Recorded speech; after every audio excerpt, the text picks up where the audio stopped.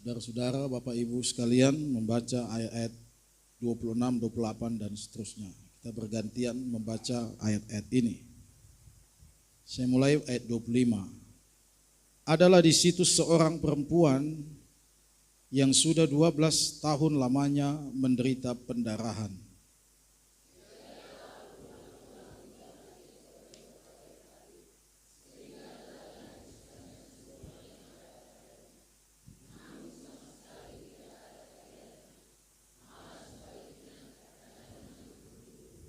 Dia sudah mendengar berita-berita tentang Yesus.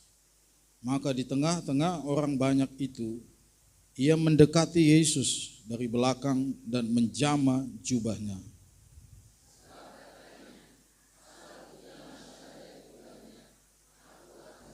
Seketika itu juga berhentilah pendarahannya dan ia merasa bahwa badannya sudah sembuh dari penyakitnya.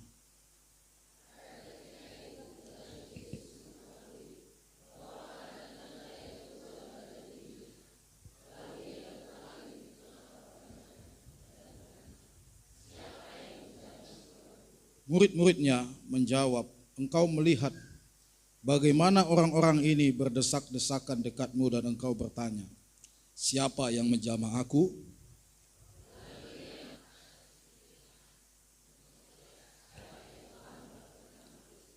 Perempuan itu yang menjadi takut dan gemetar ketika mengetahui apa yang telah terjadi atas dirinya, tampil dan tersungkur di depan Yesus dan dengan tulus memberitahukan segala sesuatu kepadanya.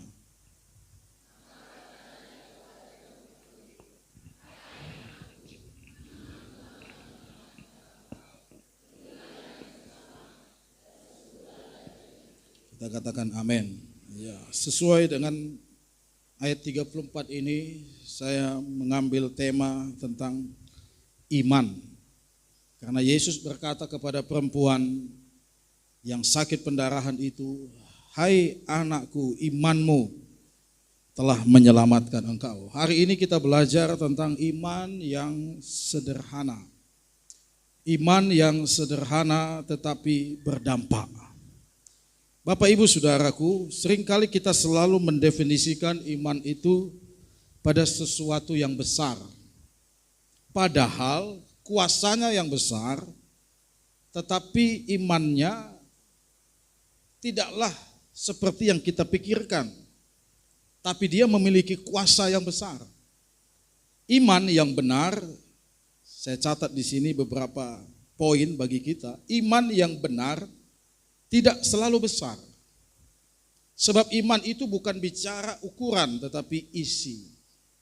Iman itu bicara kualitas, bicara mutu. Benih yang kecil tapi bermutu bisa menjadi tanaman yang besar. Setiap benih iman memiliki potensi untuk bertumbuh. Saudara punya potensi untuk bertumbuh. Setiap benih, dia bisa tumbuh besar. Tetapi apakah itu bisa kita rawat benih itu? Karena tidak cukup hanya menanam, tapi harus dirawat. Petani tidak cukup hanya taruh benih, tetapi dibiarkan begitu saja. Pasti dia tidak akan tumbuh dengan baik. Tapi kita perlu tahu bahwa iman itu harus dirawat, dipelihara. Kita merawat iman kita dengan cara hari ini kita datang ibadah hari Minggu. Walaupun tadi pagi hujan. Tapi puji Tuhan sebelum kita ibadah kita tidak hujan. Amin. Ya. Yang ketiga, tanpa pertumbuhan tidak ada buah yang dihasilkan. Kenapa seseorang belum berbuah imannya? Karena tidak bertumbuh. Banyak orang yang mengaku beriman. Saya punya iman Kristus, Yesus. Hari-hari ini banyak orang justru berbalik dari iman. Saya lihat di media sosial banyak artis-artis yang berbalik dari iman. Saya pikir mereka hanya mau cari aman saja, cari uang saja, cari popularitas saja, cari kenyamanan saja, ya, lalu mereka meninggalkan iman mereka. Iman mereka tidak bertumbuh, iman mereka tidak berbuah. Ada satu pohon yang kecil, yang cantik namanya bonsai. Saudara tahu bonsai kan? Harganya mahal sekali. Kalau saudara masuk ke ruang-ruang direktur, ruang-ruang ya manajer-manajer yang ruangannya bagus, ya bukan ruangan kepala desa ya, nggak ada pasti bonsai itu. Ruang camat nggak ada, ya. Tapi biasanya ruangan-ruangan yang mewah, ya, pasti di mejanya itu ada bonsai. Bonsai itu harganya bisa mencapai jutaan sampai puluhan juta bonsai. Tapi saudara tahu iman orang Kristen kadang seperti bonsai, hanya pajangan, hanya cantik doang. Kecil gitu aja, bonsai kan gak mungkin tumbuh besar, kecil gitu aja. Dia di pot kecil, cantik, dipajang. Kadang-kadang orang ketika jumpa bonsai dia ambil, dia foto. Tapi saudara, dia tidak berbuah. Jangan sampai kita jadi orang Kristen jadi pajangan, etalase, bonsai harganya mahal, puluhan juta, tapi enggak berbuah. Mending pohon nangka di depan rumah kita tapi berbuah. Ada di sini pohon nangka di depan rumahnya, jangan lupa ya pesan-pesan ini. Mending pohon mangga di depan rumah kita tapi berbuah. Mending pohon rambutan di depan rumah kita tapi berbuah daripada bonsai puluhan juta ditaruh di meja direktur. Tapi hanya bonsai, tidak berbuah. Tidak bertumbuh pun, hanya segitu doang. Ya, saudara-saudara. Hidup saya harus berbuah. Katakan sama-sama, hidup saya harus berbuah. Nah, apa buah dari iman? Tentu buah dari iman adalah perbuatan. Iman hanya bukan dinilai dari aktivitas rohani, kegiatan gereja atau pelayanan. Itu hanya sebagian kecil saja. Karena kegiatan gereja paling hanya 10% dari waktu atau kegiatan kita di sepanjang hidup kita. Katakanlah 7 hari, paling kita hari Minggu atau hari Kamis 2 kali. Yang ikut kaum ibu hari Senin, ikut kaum pria. Tapi durasinya ya paling-paling tidak panjang. Ya, kita ibadah pun tidak terlalu bertele-tele, ya, tidak panjang. Orang kalau datang-datang ke gereja kita bingung, loh, ibadahnya kok udah selesai? Iya. Dia pikir ibadah kita bertele-tele.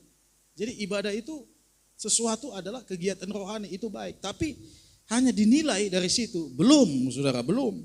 Karena itu hanya masih sekitar 10%, 5-10% dari waktu hidup kita. Kita lebih banyak di mana? Di keluarga, di pekerjaan, di usaha. Jadi di situ adalah wujud iman yang sesungguhnya. Iman adalah tindakan. Iman yang benar pasti akan menghasilkan tindakan yang benar. Berarti kalau ada orang Kristen tindakannya salah, imannya pasti salah. Imannya pasti salah, imannya pasti menyimpang. Mari kita lihat wanita yang 12 tahun pendarahan ini, dia punya iman yang sederhana. Ayat 25 saya mulai baca. Adalah di situ seorang perempuan yang 12 tahun lamanya menderita pendarahan. Saudaraku, pendarahan itu penyakit yang menjijikkan. Menurut perjanjian lama, kitab Imamat, wanita ini tidak boleh masuk bait suci. Jadi dia sangat-sangat dikucilkan sekali. Dalam segi sosial, segi fisik, dia menderita. Jadi orang yang pendarahan ini 2 sakitnya.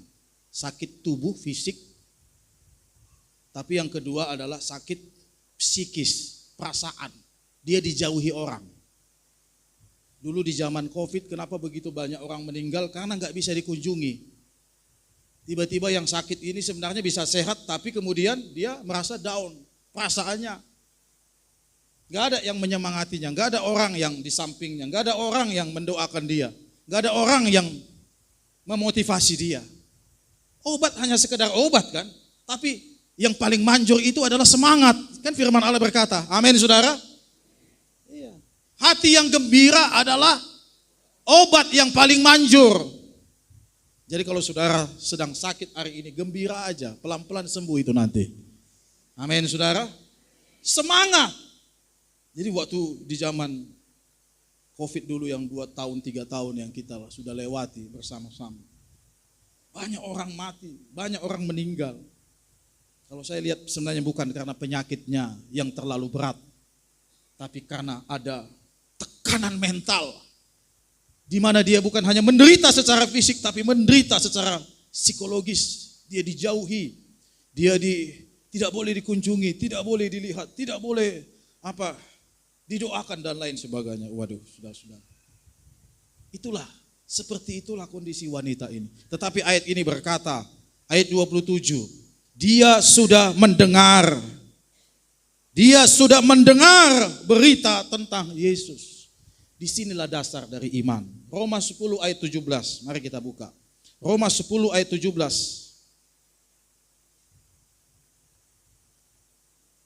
Roma pasal 10 ayat yang ke-17. Sama-sama baca, 1, 2, ya. Jadi iman timbul. Jadi pendengaran ini penting, saudara. Wanita ini cuma mendengar. Tapi dia mendengar dengan sungguh-sungguh. Dia mendengar dengan baik. Dia mendengar dengan penuh kesetiaan.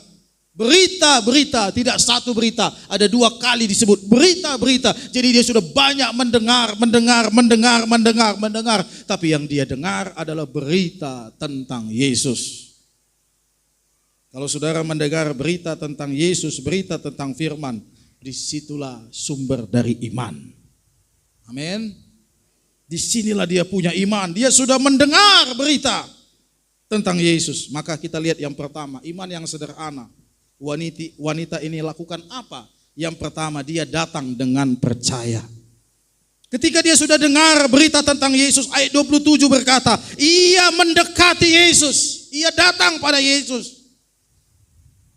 Dia datang mendekati Yesus. Ayat 28, inilah imannya yang sederhana itu. Dia berkata, asalku jamah saja jubahnya, aku akan sembuh. Ini keyakinan iman. Sebab hanya itu yang bisa dia kerjakan, saudara-saudara. Hanya itu yang bisa dia kerjakan. Wanita ini tidak bisa berdiri, sebab ketika dia berdiri, akan ketahuan banyak darah. Dia akan diseret, diusir secara tidak manusiawi. Jadi dia seperti orang yang duduk saja di tanah, ngesot saja di situ. Jadi keadaan yang sangat terbatas. Dia tidak bisa berdiri, tidak bisa berlari. Dia harus sembunyi-sembunyi, tapi di hatinya ada keyakinan iman, ada keberanian iman, di mana dia berkata, asalku jamah ujung jubah, sebab itu yang hanya bisa dilakukannya. Dia tidak bisa memegang tangan Yesus, dia tidak bisa bicara pada Yesus, tapi hanya dia kerjakan yang sederhana saja. Yang biasa dia kerjakan adalah memegang ujung jubah Yesus. Pertanyaan hari ini bagi kita, apa yang bisa saudara kerjakan? Tuhan tidak minta apa yang tidak bisa saudara kerjakan. Tapi yang bisa saudara kerjakan dengan percaya. Amin, saudara. Iman memberi keberanian di tengah ketakutan. Tidak ada orang yang bebas dari ketakutan. Setiap orang punya rasa takut. Sama seperti wanita ini. Ayat sebelumnya dikatakan dia sudah habis hartanya. Uang yang sudah didapatnya. Mungkin dari pekerjaannya, mungkin dari hasil usahanya. 12 tahun sana sini, ganti dokter, ganti tabib, obat sana sini sudah dihabiskan, uang sudah dikeluarkan, tapi ayat firman Allah keadaannya makin memburuk. Tapi dia kemudian percaya dengan hanya satu tindakan yang sederhana, menjamah ujung jubah Yesus. Hanya itu yang bisa dia kerjakan. Tapi dia kerjakan dengan iman. 1000 ketakutan bisa kalah, bisa hilang dengan satu iman. Amin, saudara. 12 tahun penderitaan bisa musnah hanya dengan satu iman. Perbuatan iman yang ajaib. Yang kedua, wanita ini imannya tidak menyerah meskipun jalannya tidak mudah. Firman Allah berkata banyak orang berdesak-desakan. Kalau kita baca ayat sebelumnya, ayat 24, Markus 5 ayat 24. Lalu pergilah Yesus dengan orang itu. Orang banyak berbondong-bondong mengikuti dia. Selalu Yesus dimanapun berbondong-bondong. Dan berdesak-desakan di dekat dia. Yang desak-desakan ini bukan pas pampres, bukan bodyguard, enggak ada bodyguard Yesus. Tapi orang begitu banyak, ratusan orang begitu banyak di sekitar dia. Jadi tentu wanita ini tidak mudah bagaimana dia mau menyentuh ujung jubah Yesus. Karena posisi Yesus bukan sedang berkhotbah, dia sedang dalam perjalanan menuju ke rumah Yairus. Jadi hanya satu momen kesempatan saja, hanya 2-3 langkah saja di depan dia. Kalau itu lewat semuanya.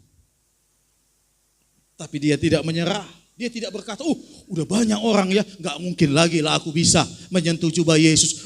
Udah terlalu banyak orang berdesak-desakan. Pasti kalau kita berpikir seperti itu, itulah orang yang menyerah. Kadang-kadang sebelum kita memulai iman kita ini, perbuatan kita udah lihat keadaan, takut dulu kita. Sama seperti wanita ini kan. Ketika dilihatnya dari jauh Yesus sudah mau datang, tapi di sebelah Yesus berbondong-bondong orang berdesak-desakan. Pasti dalam hatinya, pasti merasa tawar hati juga. Bisa enggak aku ini ya? Banyak orang. Mungkin dia pikir Yesus hanya sendiri atau di belakangnya ada 12 murid, tapi ini berbondong-bondong. Mungkin kalau kita di situ, saya dan saudara di situ, kita mungkin sudah merasa, Tuhan, sudahlah. Berarti enggak berkatku ini, enggak jalanku ini, enggak rencanamu ini. Kita menyerah. Kita menyerah.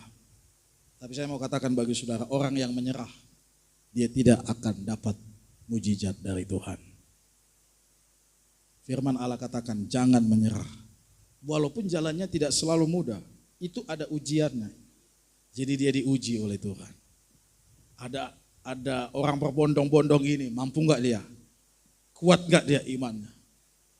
Mau gak dia melakukannya? Mau gak dia terus melangkah? Walaupun sulit yang harus dikerjakannya. Mau gak dia melangkah? Mau gak dia melangkah? Petrus pernah, dia satu-satunya manusia yang pernah berjalan di atas air. Tapi gak lama ya. Waktu itu Yesus datang jam 3 pagi. Murid-muridnya ketakutan semua. Itu hantu, itu hantu. Tapi Tuhan berkata, enggak, ini aku Tuhan Yesus. Lalu Petrus katakan begini, kalau itu engkau Yesus, kalau ikut Tuhan kami, suruh aku jalan di atas air. Sebab kalau kau adalah setan, gak mungkin kau bisa buat aku jalan di atas air. Boleh kata Tuhan, silakan. Keluar dari perahu. Dan Petrus keluar dari perahu. Tapi sampai di tengah jalan saudara, dia udah bisa jalan di atas air. Pasti orang melihatnya, wah luar biasa. Yesus pun lihat bangga, hebat Petrus. Tapi di tengah jalan, firman Allah berkata, ketika dirasanya tiupan angin, ombak, gelombang, takutlah ia. Nah pada waktu dia takut, disitulah dia berhenti, disitulah dia mulai tenggelam. Saudara perhatikan, di mana titik kejatuhan kita? Pada waktu kita takut, pada waktu kita berhenti, disitulah kita tenggelam. Awalnya kita udah bisa ini, jalan di atas air. Awalnya iman kita sudah mampu, tapi ketika kita rasa gelombang semakin besar, masalah semakin gelap, kita mulai takut, kita mulai berhenti, dan pasti sebentar lagi kita akan tenggelam. Saya berdoa supaya iman saudara tidak tenggelam. Supaya tidak tenggelam apa? Jangan berhenti. Ya kan? John Maxwell, ahli kepemimpinan, dia berkata, hidup itu sama seperti naik sepeda. Supaya hidup itu tidak jatuh, sepedanya tidak boleh berhenti. Sebab kalau berhenti pasti jatuh. Sebab sepeda kan bukan seperti mobil, berhenti aja. Dia 2 ban, kalau enggak jatuh ke kanan, jatuh ke kiri. Kan begitu. Jadi hidup ini harus terus berjalan. Jangan pernah menyerah. Amin. Yang ketiga, wanita ini, iman yang sederhana adalah dia bukan hanya mendekati Yesus. Firman Allah berkata banyak orang mendekati Yesus. Lukas 8 ayat 44. Ini cerita yang sama tapi ditulis oleh Lukas. Mari kita baca. Lukas pasal yang ke-8 ayat yang ke-44. Ia maju mendekati Yesus dari belakang dan menjamah jumbai jubahnya. Dan seketika itu juga berhentilah pendarahannya. Ayat 45. Lalu kata Yesus, siapa yang menjamah aku? Dan karena tidak ada yang mengakuinya, berkatalah Petrus, "Guru, orang banyak mengerumuni dan mendesak engkau." Orang banyak ada di dekat Yesus dan mereka juga menjamah Yesus. Tapi mengapa tidak ada kuasa yang keluar kepada orang banyak? Mengapa tidak ada mujizat kepada orang banyak? Mengapa tidak ada pertolongan kepada orang banyak yang di sekitar Yesus itu? Jawabannya adalah karena satu-satunya yang menyentuh ujung jubah Yesus, yang menjamah Yesus, yang memakai hatinya adalah wanita pendarahan ini. Jadi dia bukan hanya mendekati Yesus, tapi dia menjamah Yesus dengan hatinya. Dia membawa hatinya, bukan hanya dirinya. Jadi firman Tuhan hari ini mengingatkan kepada kita, kalau kita ke gereja jangan hanya bawa diri kita. Diri kita maksudnya apa? Tubuh kita, tapi bawalah hati kita. Amin. Bisa jadi kita secara jarak dekat dengan Tuhan, tapi kita tidak merasa apa-apa karena kita hanya secara jarak dekat, tapi hati kita jauh. Ada firman Allah berkata, manusia, bangsa ini memuliakan aku dengan bibirnya, memuji aku dengan mulutnya, tetapi hatinya jauh. Bisa jadi ada orang berdua dekat begini, ngomong satu meja, makan di restoran, dekat secara jarak, dekat secara tubuh mereka, tetapi hati mereka bisa jauh.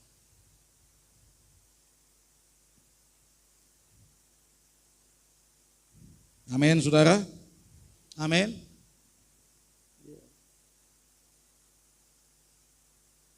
Jadi jangan sampai hati kita jauh dari Tuhan. Kalau kita ke gereja, kalau kita datang ke rumah Tuhan, bukan hanya bawa tubuh kita, hati kita pun harus kita siapkan untuk Tuhan. Mazmur 57, mari kita lihat. Ini adalah nyanyian di mana seseorang memasuki rumah Tuhan. Mazmur pasal 57, ayat yang ke-8. Sama-sama kita baca. Mazmur 57 ayat 8 sampai 10. 1, 2, ya. Hatiku siap, ya Allah.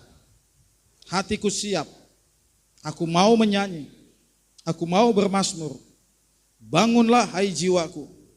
Bangunlah hai gambus dan kecapi. Aku mau membangunkan fajar. Aku mau bersyukur kepadamu di antara bangsa-bangsa ya Tuhan. Aku mau bermazmur bagimu sebelum orang Israel beribadah. Firman Allah berkata, hatiku siap. Mazmur Daud ini katakan hatiku siap. Artinya apa? Dia terlebih dahulu mempersiapkan hatinya sebelum bertemu dengan Tuhan. Jadi orang yang selalu mempersiapkan hatinya pasti bermazmur, memuji Tuhan, menyembah Tuhan, menyembah dengan hatinya. Dan ini yang akan menyentuh dan menjamah. Dan akhirnya kuasa terjadi bagi saudara. Saya tidak mau saudara jadi penonton. Orang-orang yang berdesak-desakan, berkerumunan di sekitar Yesus, tapi tidak mendapat kuasa dan jamahan Yesus. Saya mau kita jadi wanita pendarahan ini, yang punya satu iman yang sederhana, tapi akhirnya dia mendapat mujizat yang luar biasa. Amin saudara. Begitu banyak orang berbondong-bondong, berdesak-desakan, tapi tak satu orang pun yang mengalami kuasa itu. Sampai Yesus bertanya, siapa yang menjamah aku? Karena ada kuasa yang keluar. Ada kuasa yang keluar dari dalam hidupku. Petrus sampai berkata, Yesus gak cocok kamu berkata siapa yang menjamah. Sini ratusan orang berkerumun berbondong-bondong. Semua orang menjamah di sini. Siapa yang mau kita tanya satu-satu. Tapi maksud Yesus bukan menjamah secara jasmani. Tapi ada orang yang menjamah dia dengan imannya. Sentuh Tuhan dengan imannya. Sentuh kuasa Tuhan dengan imanmu. Maka yang terjadi aliran itu akan turun ke atas hidupmu. Sentuh dia dengan kuasa. Sentuh dia dengan hatimu.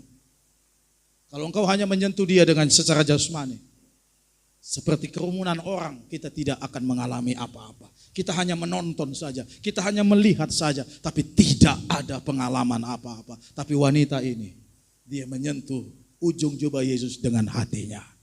Dan dia dengan iman percaya, dan akhirnya turunlah kuasa Tuhan. Hari ini saya berdoa buat saudara, supaya kuasa Tuhan akan turun ke atas hidupmu. Bawa hatimu kepada Tuhan. Katakan hatiku siap, hatiku siap, hatiku siap, hatiku siap, hatiku siap Tuhan. Jangan sampai seperti ayat berkata, banyak orang memuliakan Allah dengan mulut bibirnya, tapi hatinya jauh kepada Tuhan. Tuhan memberkati kita. Amin. Mari sama-sama kita bangkit berdiri.